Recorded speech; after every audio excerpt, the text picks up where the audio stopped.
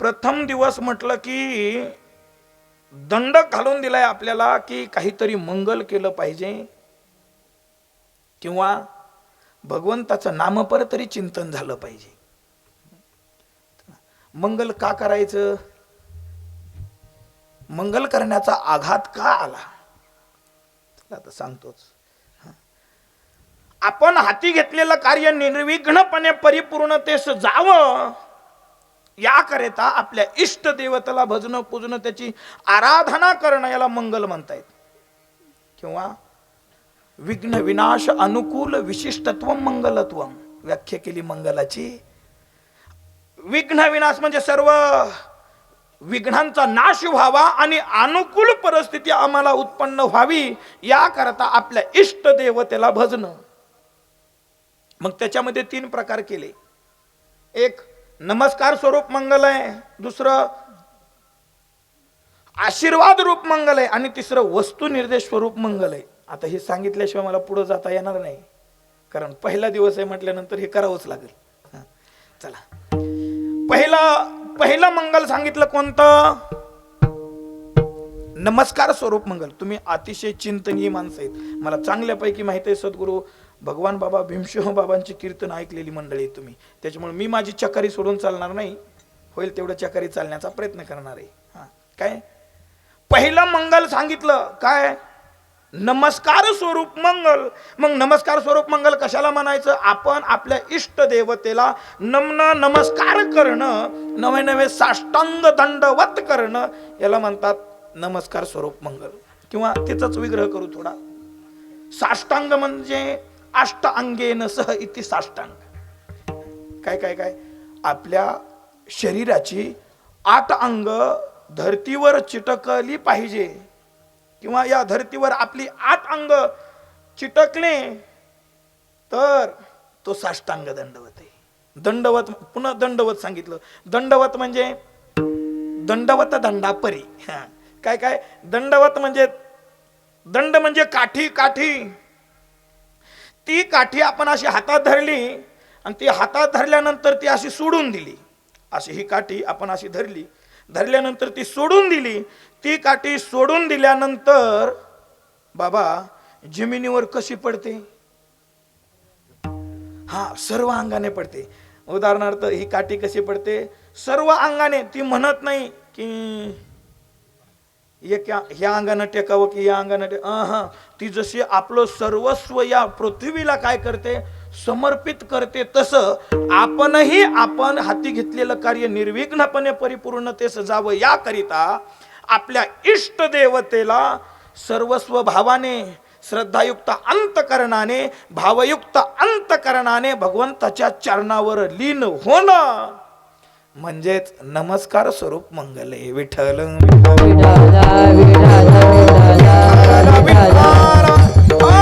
चला, नमस्कार स्वरूप मंगल कळालं. दुसरं मंगल सांगितलं आशीर्वाद स्वरूप मंगल.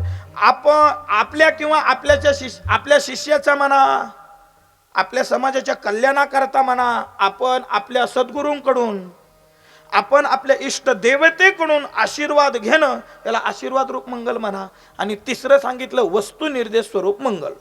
वस्तू नाम भगवान परमात्मा.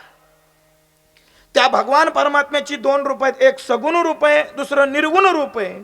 त्याच्या सगुण स्वरूपाचं वर्णन करणं वा निर्गुण स्वरूपाचं वर्णन करणं याला वस्तू निर्देश स्वरूप मंगल म्हणतात. मग या 3ही पैकी एक मंगल तरी या अभंगात साधलेलं असावं. पहिला मुद्दा. दुसरा मुद्दा, जर हे मंगल नसेल तर कमीत कमी भगवंताचं नामचिंतन तरी त्याच्यामध्ये आलेलं असावं, नाम महात्म्य तरी आलेलं असावं. कारण भगवंताचं नाम कसं आहे? सकल मंगल निधी श्री विठ्ठलाचे नाम आधी,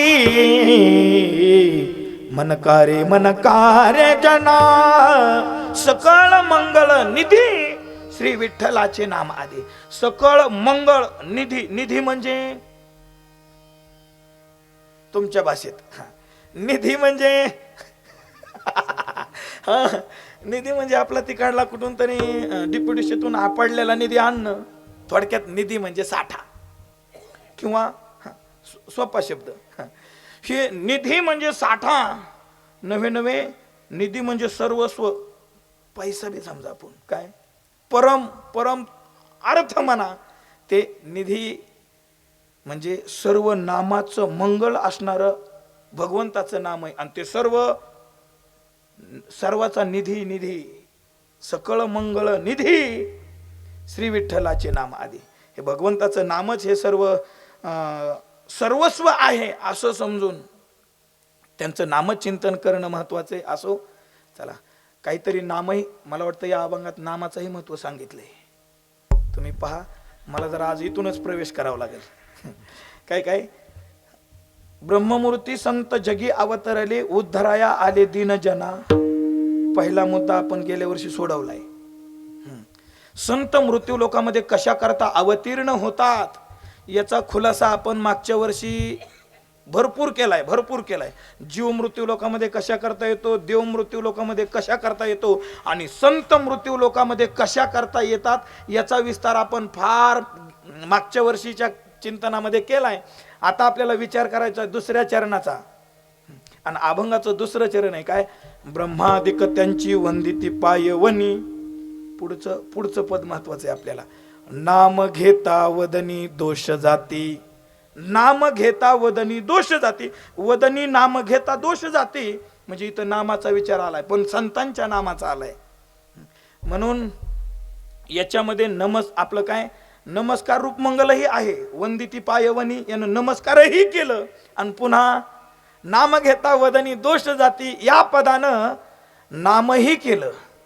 बरं पुन्हा त्याच्यात अजून विशेष आहे एक महत्वाची गोष्ट. ज्यांच्या पुण्यतिथी महोत्सवानिमित्तानं हा अखंड हरिनाम सप्ताह करतोय याच्यात त्यांचंच वर्णन केलंय. विठ्ठल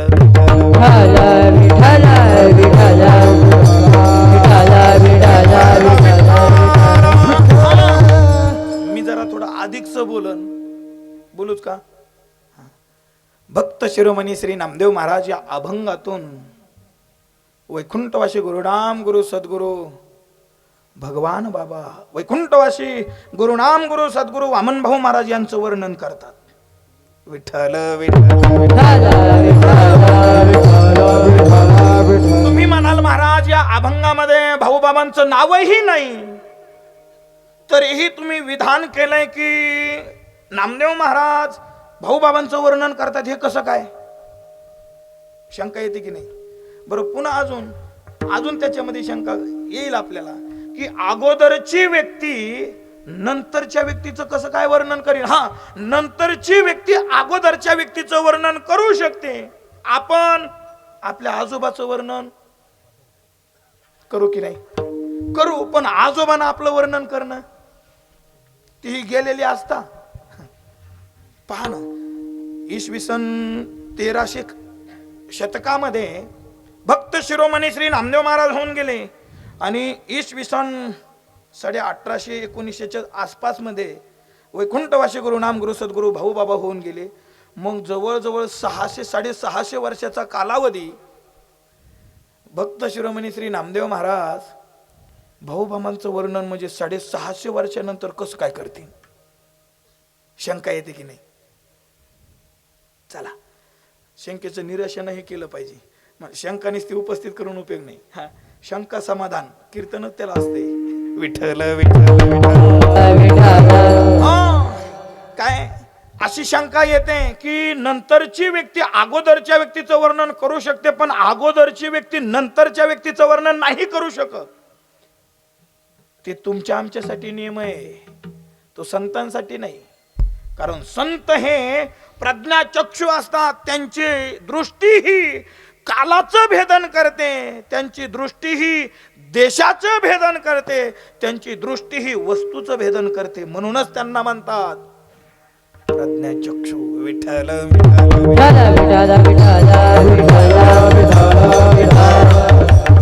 किंवा अजून सोपं तुम्हाला आपल्या भाषेतलं सांगतो. सरपंच मला सांगा तुमच्या अंगातील शर्ट आयता घेतला का शिवून. आयता कोण्या कंपनीचा आहे. लिनन. मला दिसलं चक्कर तिथं. आता मला सांगा, हा ही कंपनी तुमच्या घरी येऊन तुमचं मोजमाप घेऊन गेली का? नाही. मग तुमच्या अंगात शर्ट कस काय बरोबर आला? कस काय आला? बरोबर आहे महाराज. ही कंपनी त्या साईजचे शर्ट काय करते, बनवते. बनवल्यानंतर तो माल दुकानामध्ये येतो. दुकानामध्ये आपण जायचं, जो बसल तो घ्यायचा, पैसे द्यायचे, निघून यायचं आणि पुन्हा घालायचा. बरोबर की नाही? तसं महाराज हे संत वाङ्मय म्हणजे तसं आहे. आयता रेडीमेड कपडा आहे, रेडीमेड कपडा. मग ते ज्याला बसल ते त्यांचं वर्णन, विठ्ठल विठ्ठल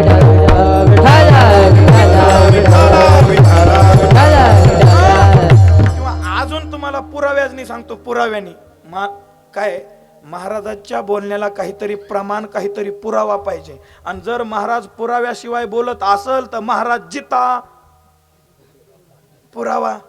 बर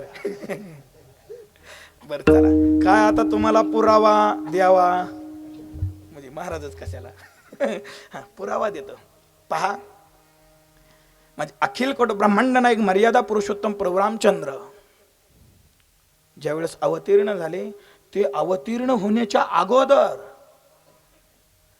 माझ्या वाल्मिक ऋषींनी रामायण लिहिलं. आणि जसं रामायण लिहिलं तसं भगवंताला जन्म घेऊन तसं वागावं लागलं. बोलीला वाल्मिक तैसेची करीन, वरतून धावीन नामा म्हणे. नामदेव महाराज म्हणतात, जसं वाल्मिक ऋषींनी लिहिलं मला तसंच वर्णन, तसंच वागावं, तसंच आचरण करावं लागणार आहे. म्हणजे नामदेव महाराज भगवंताच्या जन्माच्या अगोदर जर आपलं वाल्मिक ऋषी भगवंताच्या अगोदर भगवंताचं वर्णन करून लिहित असतील, काय त्यांच्या अगोदर वाल्मिक महाराज जर लिहित असतील, तर तुम्हाला म्हणायचंय का माझे नामदेव महाराज काही कमीत? माझ्या नामदेव महाराजांनीही वैकुंठवासी गुरुनाम गुरु सद्गुरु भगवान बाबा, वैकुंठवासी गुरुनाम गुरु सद्गुरु वामन भाऊ महाराज यांचं वर्णन केलंय. म्हणूनच विधान केलं, विठ्ठल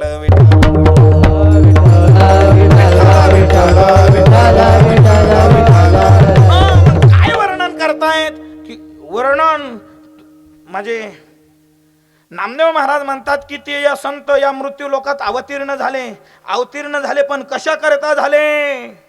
ब्रह्ममूर्ती ज्यांचे उद्धाराया आले.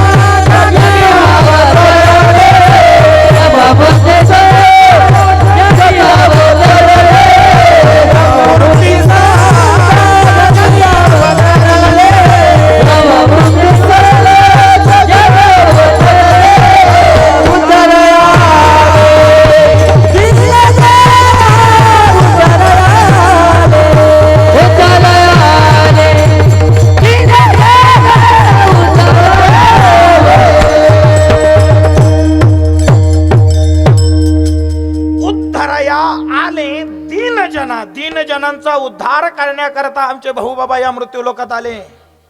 कशा करता आले? हिता हिता जगाचे, हिता हिता जगाचे,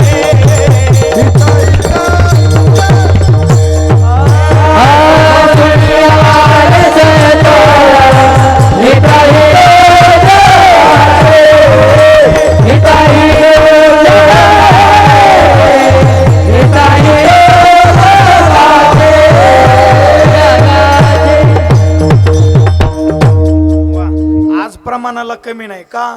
कारण प्रमाण ज्यांना आवडतात ते आव्हाड महाराजच प्रमाण द्यायला आहेत.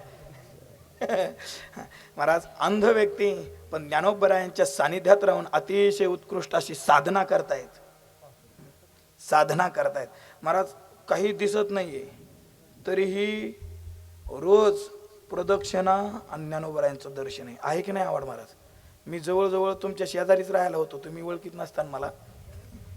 हा, जवळजवळ मी 10 वर्ष तुमच्या शेजारीच राहिलोय. दहीपळे बाबा राहत होते का श्रीराम धर्मशाळा, हा तिथं होतो. चला, महाराजांनी प्रमाण दिलं, शोधून या आले हिता हित आपुले जगाचे. महाराज भाऊ बाबांना काय येण्याची गरज होती. चला थोडासा आपण त्या मागच्या वर्षी आपण बराचसा विस्तार केला होता, पण तुम्हाला एक बोलत बोलत सांगन म्हटलं होतं. काय अवतार शब्दाचा विग्रह करायचा राहिला होता. माझे पक्क लक्ष ठेवलंय मी इथलं, कारण मला माहित होतं इथं लय चाणक्याने ऐकणारी मंडळी, त्याच्यामुळे इथं आल्यानंतर जिथली तिथंच सोडायचं. हा, अवतार या शब्दाचा विग्रह करायचा ठेवला होता. फक्त म्हटलं होतं संत अवतीर्ण होतात, कशा करता होतात, काय करतात, तो विषय झाला होता. पण अवतार शब्दाचा अर्थ काय, अवतार शब्दाचा अर्थ मतीत अर्थ काय, वरवर आपण पाहिलं तर, किंवा व्याकरण दृष्ट्या जर अर्थ पाहिला, तृ तर ती धातुई आणि त्याला अव उपसर्ग लागला. तृ तर ती धातूचा अर्थ होतो तरुण जाणं आणि अव उपसर्ग लागला. जे उपसर्ग ज्या धातूला लागतात ते त्यांचा अर्थ एकतर बलाढ्य करतात किंवा निकृष्ट करतात.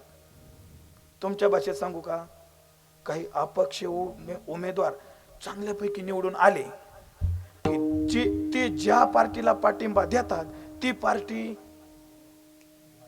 हा भारी होते, आणि त्यांना ज्यांचा पाठिंबा काढून घेतला की ती पार्टी डाऊन होते. खरे हा असंच आहे. हे उपसर्ग ज्यांना साथ करतात त्यांचा अर्थच काय करतात, बलाढ्य करतात, नाही तर निकृष्ट करतात. मग तृतरती धातू तरुण जाणे याला अव उपसर्ग लागला, अवतरती असा शब्द झाला. आणि अवतरती या शब्दाचा अर्थ होतो खाली येणं. काय काय काय खाली येणं. मग खाली येणं संतांच्या बाबतीत नामदेव महाराज जर म्हणत असतील संत खाली येतात, मग खाली येतात म्हणजे कुठं बरं, ज्या अर्थी खाली येतात म्हणतात त्या अर्थी ते कुठंतरी परमोच्च स्थानावर असले पाहिजे. परमोच्च स्थानावर असतील तर त्यांना खाली येणं हे म्हणणं सिद्ध होईल किंवा साहजिक ठरेल, योग्यही ठरेल. आणि ते जर इथंच असतील आणि इथंच म्हणलं खाली येतात तर नाही. मग संत नेमका असतात कुठं, अभि वैकुंठवासी आलो याच कारणाने, अभि वैकुंठवासी आलो याच कारणाने, बोलिये संत भावे वर्ताया, संत भावे वर्ताया, दारू संतांचे दारक आडराणी भले भले, दारू संतांचे भले आडराणी भले भले, बोलिये देवसी संत भावे वर्ताया, संत भावे दारू संतांचे दारक आडराणी भले भले, दारू संतांचे दारक आडराणी भले भले. स्वतः तुकोबरायांनीच खुलासा केला याचा की आम्ही वैकुंठवासी आलो याची कारण अशी. म्हणजे संत कुठं असतात, वैकुंठात असतात. वैकुंठ कशाला म्हणायचं, चला, पुन्हा वैकुंठ शब्दाचा अर्थ करा. वैकुंठ शब्दाचा अर्थ आहे वै म्हणजे भेद आणि कुंठ म्हणजे रहितता. काय काय काय लक्षात आलं का, वै म्हणजे भेद आणि कुंठ म्हणजे रहितता. जिथं भेद रहितता आहे, नवे नवे जिथं आभेद आहे आभेद, मग त्या आभेदालाच काय म्हटलं, वैकुंठ. मग त्या वैकुंठामध्ये ज्याला रंग रूप आकार उकार निर्विकार असणार ते स्वरूप म्हणजे वैकुंठ आहे. रंग रूप आकार. अर्जुना जिथं काहीच नाही तो प्रकृतीचा भ्रातारप आहे, त्याला वैकुंठ किंवा त्याला ब्रह्म म्हणा ब्रह्म.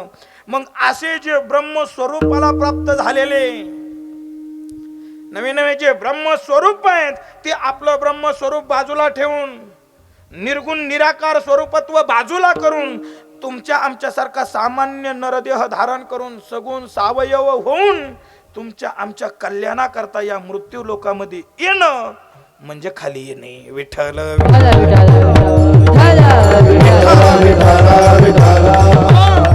किंवा नामदेव ज्ञानेश्वर महाराजांना सांगितलं की ब्रह्ममूर्ती संत जगी अवतरले. ब्रह्म स्वरूपाला प्राप्त झालेले संत या मृत्यू लोकामध्ये अवतीर्ण होतात, म्हणजे खाली येतात. हे आपलं ब्रह्मस्वरूपत्व बाजूला ठेवून. का हो महाराज? मग त्यांचं अनेक प्रकारचं कार्य या मृत्यू लोकामधलं पाहिलं. कोणी पाहिलं? आमच्या ब्रह्मादिकाने. कारण संत मृत्यू लोकामध्ये कशा करता येतात? एक नाही, अनेक कारण घेऊन येतात, अनेक कारण.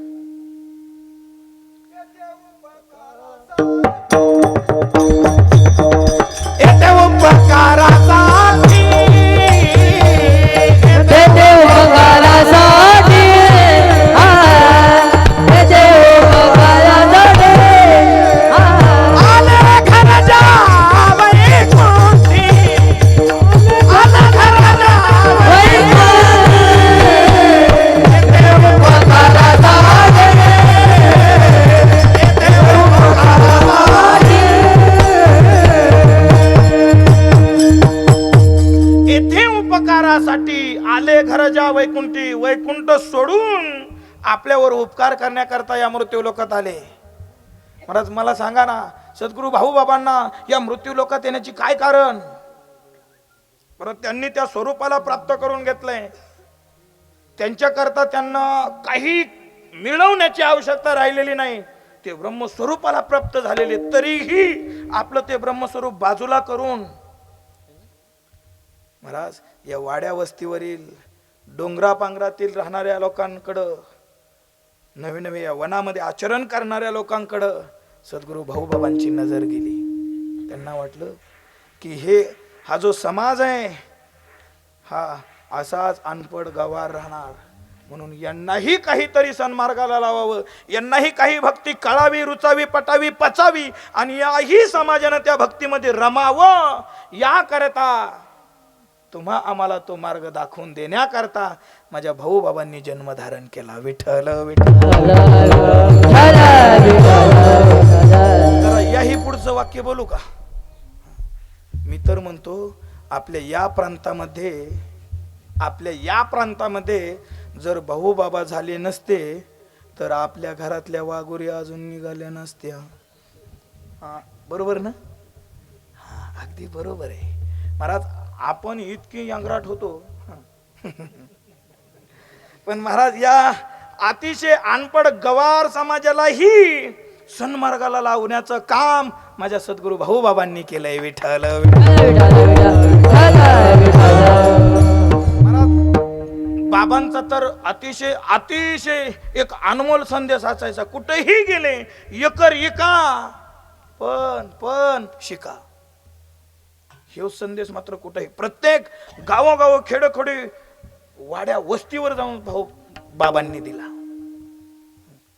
महाराज त्यांना जर पाहिलं, त्यांचं चरित्र जर पाहिलं तर महाराज आपल्या त्यांच्या चरित्रामध्ये पाहायला मिळतं की त्यांना कुठलंच गाव सोडलं नाही. प्रत्येक गावाला जाऊन, आणि तेही आताच्या सारखे काही फॉर्च्युनर हे असलं काही नव्हतं. कशावर? घोड्यावर. आणि घोड्यावर बसणं सोपं नाही. जे बसतंय त्याला विचारा 2-4 वर्षात मनका जातोय की नाही? कारण मी बाबांच्या संगतीत बराचसा काळ माझा गेलाय लहानपणीपासूनचा. त्याच्यामुळं बाबांनाही खूप, रामदास बाबाही घोड्यावर बराचसा काळ बाबांनी काढला. घोड्याचे तांगेही बाबांकडे असायचे. मला वाटतं तुम्ही त्यांना अगदी माझ्यापेक्षा जवळून पाहिले. हे तर गादीवर बसवल्यापासून त्यांच्या सोबतच असायचे आमचे केकान साहेब. आहे का नाही महाराज? त्यांचा अनुभव ते सांगायचे. महाराज म्हणे असं ते गाडीत जरी बसले ना, प्रवासानं त्यांना त्रास व्हायचा आणि गेलं की म्हणायचे तुडव बरं जरा थोडं. मग थोडंसं त्यांना असं दाबून द्यायचं, तुडवायचं, तेव्हा त्यांना झोप लागायची. का? कारण मणक्याचा खिळखिळा झाला होता घोड्यानी. तसं महाराज जोपर्यंत बाबा होते तोपर्यंत जाईपर्यंत हे घोड्यावरच प्रवास केलाय. महाराज किती कष्ट असते ते, पण महाराज देह कष्टविती परोपकारे. महाराज केवळ आणि केवळ तुमच्या आमच्यावर उपकार करण्याकरताच संत या मृत्यू लोकांमध्ये अवतीर्ण होतात. विठ्ठल विठ्ठल. महाराज कितीही त्रास झाला, कितीही क्लेश झाले तरी कधीच कोणापुढं काही वधवून दाखवायचं नाही. ते सहन करायचं. सहन कितपर्यंत सहन करायचं. महाराज बाबांचं जरा चरित्र पाहिलं तर महाराज फक्त 6 मिनिटं राहिलेत 11ला. काय असंच असतंय. चला आता थोडे 10-5 मिनिटं घेऊ ना पुढं. पहिलाच दिवस आहे बाबानं लांबिल्यावर पुन्हा म्हणते ना उद्या जाणंच नको. काय हे बाबांचं असंच असतंय. चरहाट लांबत विठ्ठल विठ्ठल.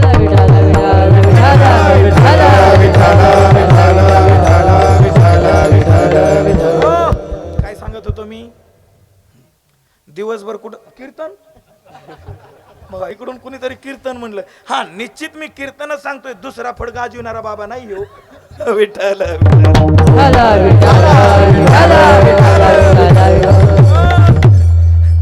दुसरा फड कशाला गाजवू मी. आहे का नाही. कीर्तन सांगतो याची मला जाणीव आहे. पण तो विषय कुठं आला होता. हा चला महाराज भाऊ बाबांनी आपला देह फक्त तुमच्या आणि तुमच्या आमच्या कल्याणाकरता देह जिजवला. चला पुढं.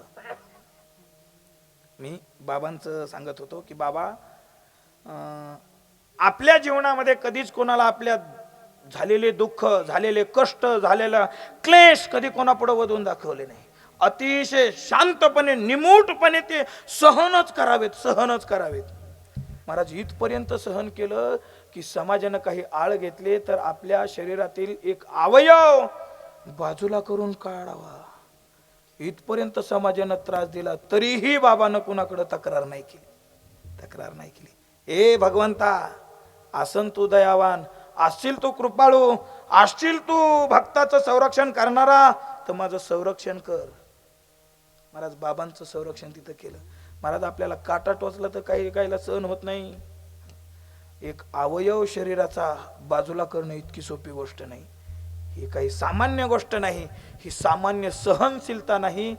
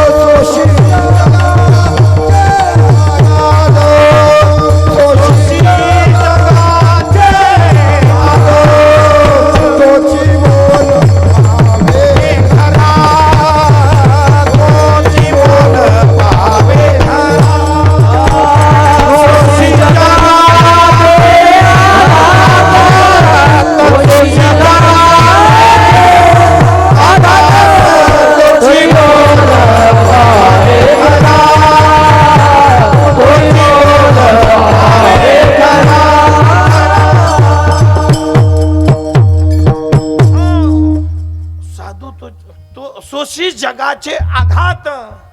काय तुका म्हणे तोची संत सोशी जगाचे आघात. हो जगाचे आघात अनेक प्रकारचे सहन गुमानपणे निमुटपणे जे सहन करतात त्यांना संत म्हणतात. अशा सर्व संतत्वाच्या लक्षणाने युक्त असणारे माझे सद्गुरू भगवान बाबा होते. म्हणूनच मी विधान केलं होतं की नामदेव महाराज सद्गुरू बाबांचं वर्णन करतात. हे संतत्वाला परिपूर्णतेने पोहोचलेली मंडळी होती. चला बाबा म्हणजे अजून सोप्या भाषेत सांगू का, शांती ब्रह्म एकनाथ महाराजांचा अवतार म्हणजे भगवान बाबा. आणि अतिशय कडक व्यक्तिमत्व म्हणजे भाऊ. अतिशय तपस्वी, अतिशय रागीट.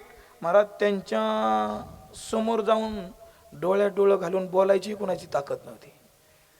गेले तर निमुटपणे दर्शन घेऊन माग फिरायचं. हा तिथं काय बोलायचं नाही. जर बोललाच आणि ते भाऊंच्या कानावर पडलं, जरा भाऊंच्या मुखातून एखादा शब्द गेला रे गेला, मग पुन्हा देव जरी आला का तरी मागे नाही विठ्ठल विठ्ठल विठ्ठल विठ्ठल. मग महाराज या दोन महात्म्याने एकानं आपल्या समाजाला सर्वाला असं एकानं कुरवाळावं आणि एकानं असं वागला तर तुमचं मग नीटच. हा महाराज हे दोन साधू नसते झाले तर आपण नीट नसतोच झालो. हा, हे आपल्याला नीट करण्यासाठी दोन साधू आले बघा विठ्ठल विठ्ठल विठ्ठल विठ्ठल विठ्ठल विठ्ठल. अशा या दोन्ही महात्म्यांच्या चरणावर विनम्रतेने नतमस्तक होतो. महाराज मीच नतमस्तक व्हावं यात नवल नाही. त्या ब्रह्मादिकांनाही त्यांचा हेवा वाटला आणि ब्रह्मादिकही त्यांच्या ब्रह्मादिक त्याचे वंदिती बायवाने. ब्रह्मादिक त्याचे वंदिती बायवाने.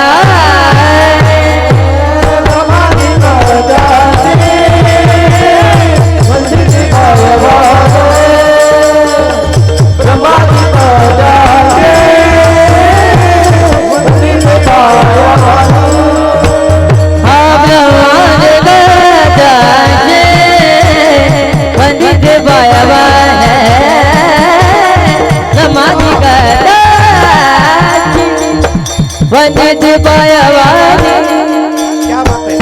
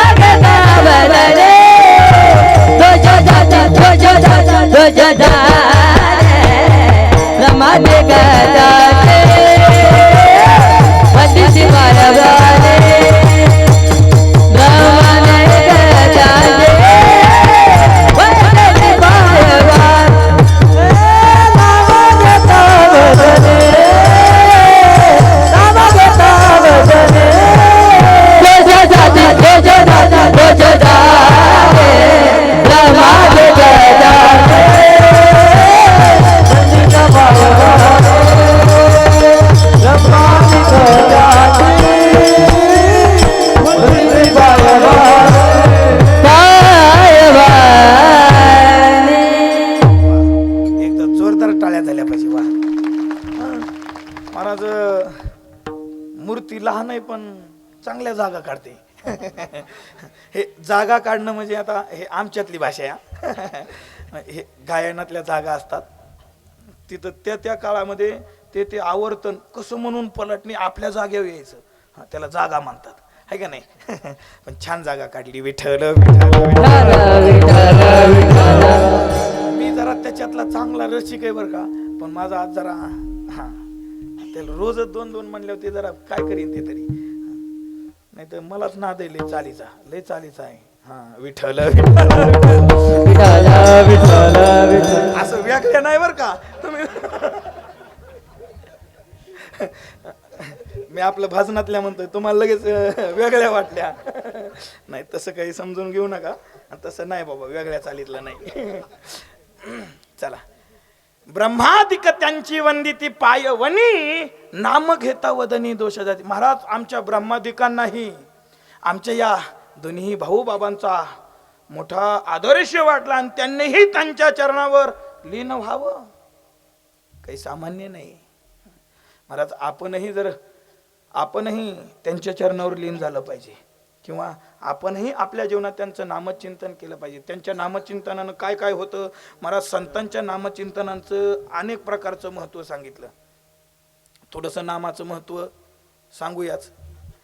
कारण या मृत्यू लोकामध्ये नामासारखं श्रेष्ठ दुसरं काहीच नाही. नामा एवढं श्रेष्ठ दुसरं काहीच नाही.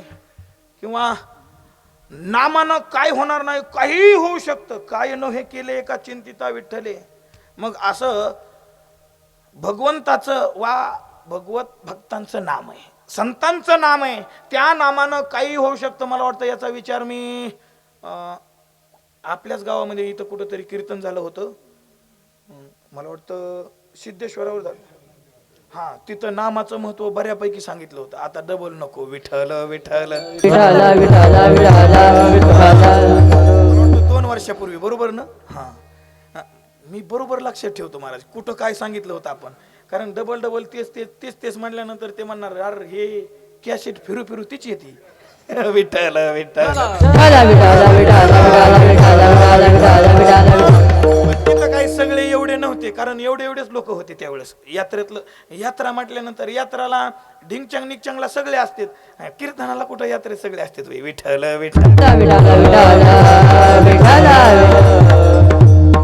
चला, पण आज पहिला दिवस आहे म्हटल्यानंतर थोडंसं नामाचं महत्व सांगितलं पाहिजे, म्हणून थोडंसं नामचिंतन करण्याचा प्रयत्न करू. भगवंताचं नाम किंवा साधूंचं नाम आपण आपल्या जीवनामध्ये घेणं नितांत गरजेचं आहे. त्या नामानं काय काय होतं महाराज, नामाचं अनेक प्रकारचे फल आहेत, अनेक प्रकारचे. महाराज नामाने पहा, काही मृत्यू लोकात काही घटित घटना घडतात, काही अघटित घटना घडतात, त्याच्यामध्ये पुन्हा अजून प्रकार करा. काही शक्यातल्या शक्य घटना घडतात, काही अशक्यातल्या शक्य घटना घडतात, काही शक्यातल्या अशक्य घटना घडतात आणि काही अशक्यातल्या अशक्य घटना घडतात. पण वेळ का सांगायच्याच बरं एका वाक्यात. चला थोडक्यात शक्यातल्या शक्य घटना काय, लिंबाला लिंब येणं, आपलं पेरूला पेरू येणं, बोरीच्या झाडाला बोरं येणं, गाईला वासरू होणं, काय निसर्गता घडणाऱ्या घटना आहेत. पाऊस, आपलं आभाळ आला की पाऊस येणं, हे काय निसर्गता घडणाऱ्या घटना, याला म्हणा शक्य कोटीतल्या घटना, शक्यातल्या शक्य घटना. दुसरी गोष्ट सांगितली अशक्यातल्या शक्य घटना. अशक्यातल्या शक्य, अशक्य प्राय गोष्टीची यादीच दिली 12व्या अध्यायामध्ये. विषकी आहारी पडे, समुद्र पाये वाट जोडे, एकी वाक ब्रह्म थोकडे, अभ्यास केले पै अभ्यासाचे निबळे, एकागती अंतराळे, व्याघ्र सर्प प्रांजळे, अभ्यास केले. चला महाराज, वाघासारख्या, सिंहासारख्या, सर्पासारख्या हिंस्र प्राण्याशी मैत्री करणं सोपं आहे? अशक्य, पण तेही शक्य झालं. डिस्कवरी चॅनल पहा, लक्षात येईल. चला हा, विष की आहारी पडे, एका विष पिणं आणि ते पचवणं सोपी गोष्ट आहे नाही, पण तेही होतं. आचार्य चाणक्य नीती कोणी वाचली नसली तर वाचा.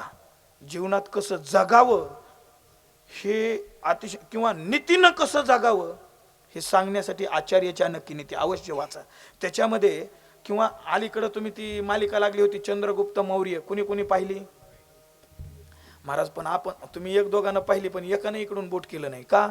हे बघत होत्या, पण कोणती होणार सुन मी महाराज. त्या मालिकेनं आम्हाला काय हे बाकीचं कळालंच नाही, कारण ऐतिहासिक मालिका पाहत जा महाराज, इतिहास काय आहे कळन आपल्याला. आता सध्या ही खूप साऱ्या अशा अध्यात्मावर चालणाऱ्या मालिका चालू आहेत, पण ते बघत नाहीत लोक. पडती पाऊल पुढं काय, मला ते कधी बघतच नाही समजा, पण ते तुमच्यासारख्याच ऐकून लक्षात आले कधी. कारण फेटा बांधण्यापुरतं आम्हाला बसावं लागतं घरात, घरात बसल्यानंतर ते जाहिरात दिसते तिथं, ते तेवढ्या पुरतीच बघितली, कारण आमच्याकडे टीव्ही नाही, काही नाही, त्याच्यामुळे बघायचा काही प्रश्न नाही. जरी असली तरी आमच्या दारात रेंज येत नाही. विठ्ठल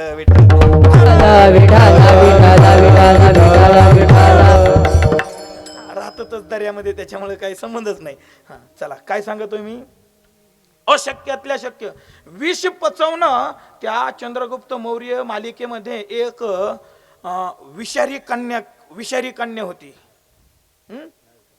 नागकन्या नाव होतं तिचं. वा, चांगल्यापैकी बघितली तुम्ही, हाय का नाही? ती नागकन्या महाराज, ती एखाद्याला ती चावली की ते 5 मिनिटात तोंडाला फेस येऊन मारायचं, इतकी विषारी होती. आणि तिला जसं आपण पाणी पितो असं जर तिला विष प्यायला दिलं तरी ती सहज पचवत होती.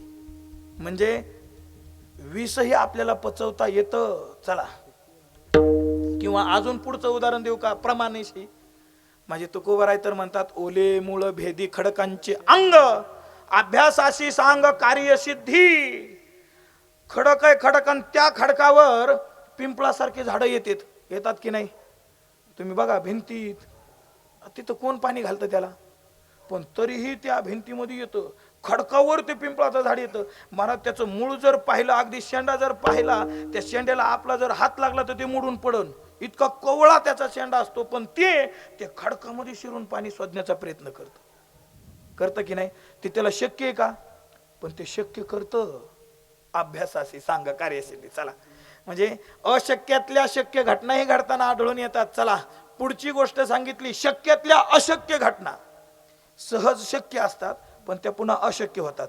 मला सांगा, एखाद्या ठिकाणी खूप खूप खूप खूप असा मोठा अग्नी भडकला, बरं अजून सोपं, एक गवताची पिंडी, बरोबर आहे, एक गवताची पिंडी जाळण्याकरता, पाय लांबून बसलेल्या बारक्या, तू सांग, एक गवताची पिंडी जाळण्याकरता आपल्याला किती काड्या खर्च करावं लागतील? 4. अरे वा वा, तू कुठल्या शाळेत आहे रे? चल चल, तू शाळेत कुठल्या सांग मला. अरे डबड्याची एक काडी जरी असली तरी ती ते काय होईल, पिंडी सहज. बरं माझ्याकडे बघ थांब, एक पिंडी जाळण्याकरता एक काडी लागल, बरं 10 पेंड्या जाळण्याकरता तुला विचारण्यातच चुकलं माझं.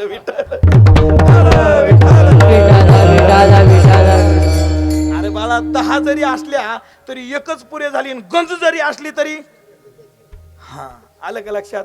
मग महाराज, ती ज्या वेळेस एक काडी असते, ती काडी जशी ओढल्यानंतर आपण टाकल्याबरोबर जाळ लागणार आहे, पण ती काडी वाढल्याबरोबर तिला विझवणं शक्य आहे की नाही? सहज शक्य आहे, सहज शक्य. अशी नुसती हाताने हे केली तरी ती विझल. बरं, तीच काडी आता एखाद्या पिंडीला लावली, नवे एखाद्या गंजीला लावली, आणि त्या गंजीनं उग्र रूप धारण केलं. आता ती गंज आवरण भस्मसात करू ते. महाराज, ती एका क्षणात, काही क्षणात ती काय करीन, सर्व गंज तो अग्नी काय करीन, भस्मसात करीन. मग त्या अग्नीला आवरणं सोपं का एकदा मोठा झाल्यानंतर? नाही. पण तो सहज शक्य होता का नाही विझवणं? पण तो अशक्य झाला की नाही? सांगण्याचं तात्पर्य, अशा शक्यातल्या अशक्य घटना देखील घडताना आढळून येतात. चला पुढं, 4थी गोष्ट सांगितली, अशक्यातले अशक्य घटना. मग अशा अशक्यातल्या अशक्य घटना कोणत्या? स्त्रीचा पुरुष करणं शक्य घटना आहे. काय म्हणतोय लक्षात येते ना? स्त्री, बरं सामान्य भाषेत बाई, आणि त्या बाईचा गडी करणं शक्य आहे.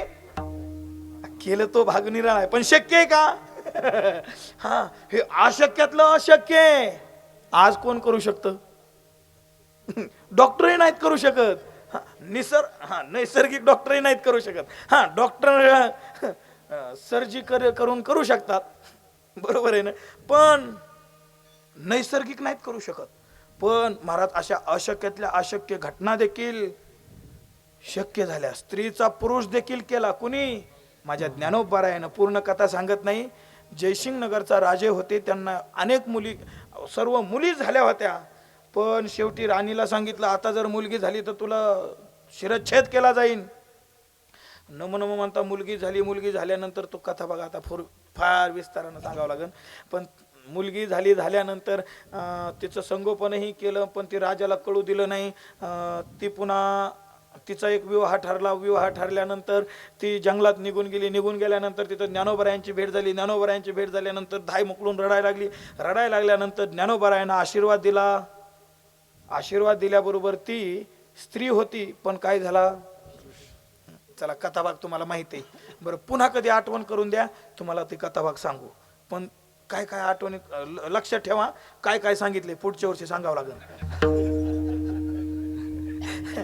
हा, मला त्या स्त्रीचा पुरुष केला की नाही माझ्या ज्ञानोबरायानं? स्त्रियेचा तू केला पुरुष उभा, जीही निमित्त मात्रे देह पालटिला. स्त्रियेचा तो केला पुरुष उभा, म्हणजे अशक्यातली अशक्य घटना माझ्या ज्ञानोबरायाने केली. बरं, चला अजून त्याच्या अलीकडचं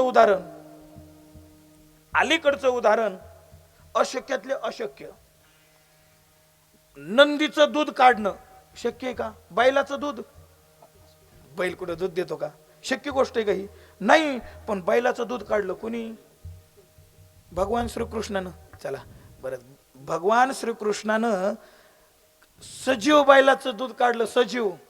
महाराज, माझ्या तुकोबरायांनी तर निर्जीव नंदीचं दूध काढलं. विश्वेश्वरा ते पूजिले, दूध नंदीचे काढिले. म्हणजे माझ्या तुकोबरायांनी त्या नंदीचं दूध काढलं, ते शिळाच्या नंदीचं. कशाहून काढलं? कशाच्या जोरावर काढलं? एकच, त्यांच्या जीवनामध्ये ते नामचिंतनाशिवाय दुसरं काहीच करत नव्हते. दिनरजनी हाची धंदा. गोविंदाचे पवाडे. चला, अशा अशक्यातल्या अशक्य घटना देखील सहज शक्य होतात. पण कशाने? नामाने, नामाने, नामाने. चला, अजून एक दुसरी गोष्ट सांगतो. वैकुंठवासी गुरुनाम गुरु सद्गुरु भगवान बाबा, सद्गुरु भगवान बाबांनी पाण्यावर बसून ज्ञानेश्वरी वाचावी. महाराज, पाण्यावर बसणं शक्य गोष्ट आहे? आपण बसू शकतो? महाराज, निस्ती शक्य नाही, अशक्यातली अशक्य आहे. आपल्याच्यानं कधी शक्य, पण तीही शक्य करून दाखवली की नाही. अनेक गावोगाव महाराज बाबांनी पाण्यावर बसून ज्ञानेश्वरी वाचवल्याचे पुरावे आहेत की नाही. अशा अशक्यातल्या अशक्य घटना देखील माझ्या बाबांनी शक्य करून दाखवल्या. बरं, अजून पुढची एक गोष्ट सांगू का त्यांच्या जीवनातली? चला, ज्यावेळेस त्यांना आपला शरीराचा अवयव बाजूला केला, त्यावेळेस जिथं रक्त सांडलं, रक्त, तिथं तिथं तुळशी उगवाव्यात. तुळशी उगवल्या रक्त सांडिले. तुम्हाला पाठ आहे का नाही? तुळशी उगवल्या रक्त सांडिले. जिथं रक्त सांडलं तिथं तुळशी उगणं शक्य गोष्ट आहे. पण तेही शक्य झालं. कशामुळं झालं? त्यांच्या जीवनात फक्त आणि फक्त ते नामच स्मरण करत होते. नामस्मरण, एवढं नामाचं महत्व आहे. मग असं ज्यांच्या जीवनामध्ये एवढा उत्कर्ष नामाने झाला, मग आपण जर त्यांचं नामचिंतन केलं तर आपल्या जीवनात का होणार नाही? आपल्याही जीवनामध्ये खूप सारा काय होईल? अलौकिक किंवा आपलं जीवन हे खूप सारा आदर्श बनेल. पण कधी त्यांचं नामस्मरण केलं तर नवे आपल्या जन्मातले अनंत जरी पाप असली पाप तरी ते एका क्षणात नष्ट होतील. पण त्यांचं नामचिंतन केलं तर तो का म्हणे पापे जाती संताची जाती संताची जाती संताची जाते संताची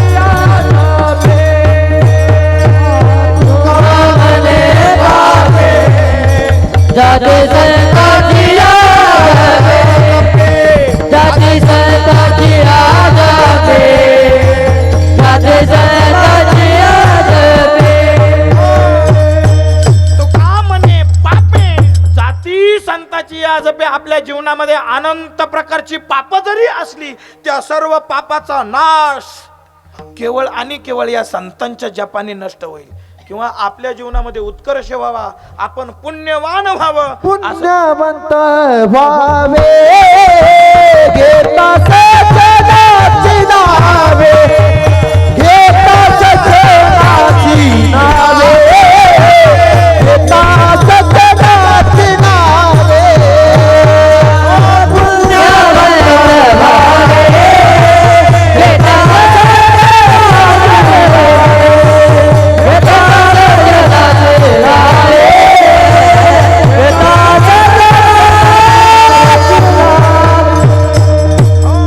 पुण्यवंत व्हावे, घेता सज्जनांची नावे. अशा सज्जन पुरुषांची, अशा सत्पुरुषाचे आपण जर नामचिंतन केले की आपलं जीवन हे पुण्यशील बनल. पुण्यशील, मग आपलं जीवन पुण्यशील बनावं वाटतंय ना का नाही? आपण पुण्यवान व्हावं असं वाटतंय ना? वाटत असल तर मग एकदा त्यांचं चिंतन करायला काय हरकत? मग ज्यांना मुख दिला असेल त्यांनी मुखाने म्हणा, आणि ज्यांना हात दिले असतील त्यांनी एकदा हाताने भाऊ बाबांचं चिंतन करा. करणार ना? सगळे आपण सर्व भाऊ बाबांच्या अनुयायी आहोत. निश्चितच आपण त्यांचं नामचिंतन केलंच पाहिजे. मग सगळ्यांनी एकदा प्रेमानं हात वर करा आणि एकदा भाऊ बाबांचं चिंतन करा. भगवान बाबा जे भगवान बाबा, वामन भाऊजी जे भगवान बाबा, भगवान बाबा बाबा जे भगवान बाबा, वामन भाऊजी जे भगवान बाबा, भगवान बाबा जी भगवान बाबा, वामन भाऊजी जे भगवान बाबा, भगवान बाबा जे भगवान बाबा, जोत महाराज जे भगवान बाबा, भगवान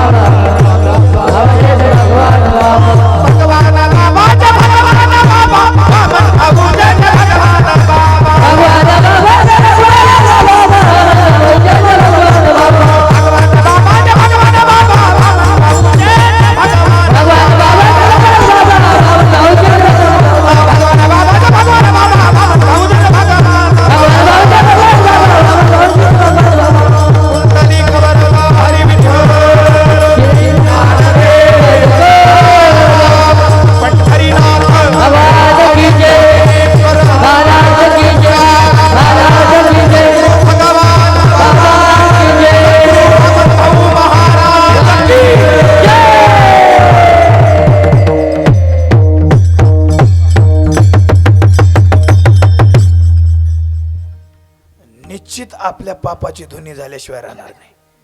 झाली म्हणायला काय हरकत नाही. हा महाराज, या सज्जन पुरुषाचे सत्पुरुषाचं आपण असं अखंड नामचिंतन केलं की आपल्या सर्व पापाचा नैनाट होऊन निश्चित आपल्याला सुख प्राप्त झाल्याशिवाय राहणार नाही. एवढंच नाही, महाराज संतांचा काही अजून अलौकिक स्वरूपाचा महिमा आहे. नामदेव महाराज तर म्हणतात, कितीही दुष्ट असला, दुराचारी असला, पापी असला, तरीही त्यानं जर नामचिंतन केलं तर त्या नामचिंतनाने संत त्याच्यावर कृपा करतील. एकदा का त्यांनी कृपा केली रे केली, मग काय होतं? संत कृपे त्वरित उद्धरते, संत कृपे त्वरित उद्धरते, संत कृपे त्वरित उद्धरते, संत कृपे त्वरित दुराचारी विषयी आसक्त, संत कृपे त्वरित उद्धरते, संत कृपे त्वरित दुराचारी विषयी आसक्त, संत कृपे त्वरित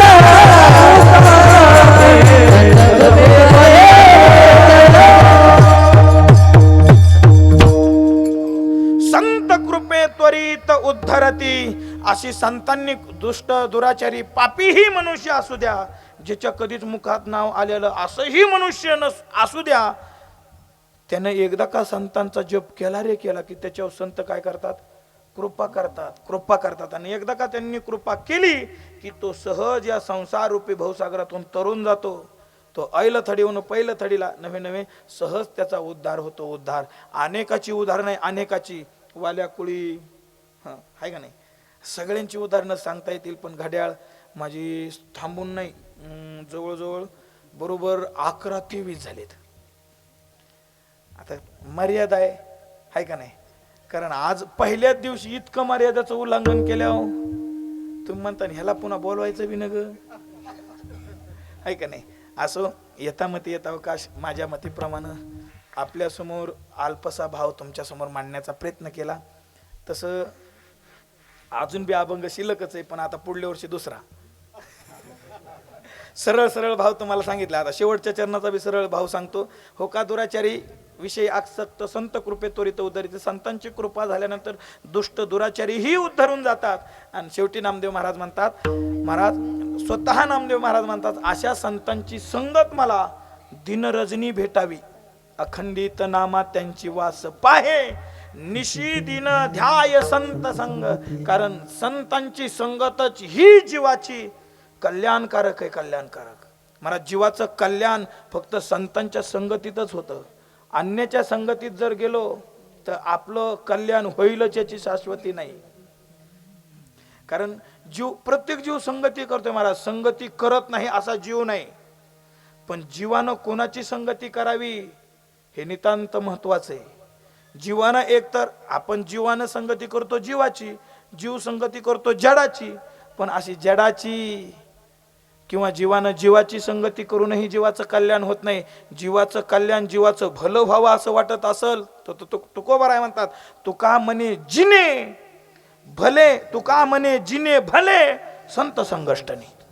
संतांच्या संगतीमध्ये जगणं हेच जीवाचं कल्याणकारक आहे. कल्याणकारक म्हणून नामदेव महाराज हे म्हणतात की अशा भाऊबाबांची संगत आम्हालाही भेटावी. अखंडित नामा त्यांची वास पाहे, निशिदिनी ध्याय संत संग. यथामती यथावकाश माझ्या मतीप्रमाणे अभंगाचा आशय तुमच्या समोर मांडण्याचा प्रयत्न केला. करविली तैशी केली कटकट वाकडी नीट देवजाने झालेली सेवा तुम्हा सर्वांच्या चरणावर विनम्रतेने नतमस्तक होऊन समर्पित करतो. जेवढं काही शास्त्र संवादी आहे ते सर्व माझे सद्गुरू वैकुंठवासी गुरु नामगुरु रामदास बाबांचं आहे. आणि जेवढं काही शास्त्र निषिद्ध असल तर ते माझ्या अल्पमतीचे दोष समजून माझ्या पदरात टाका.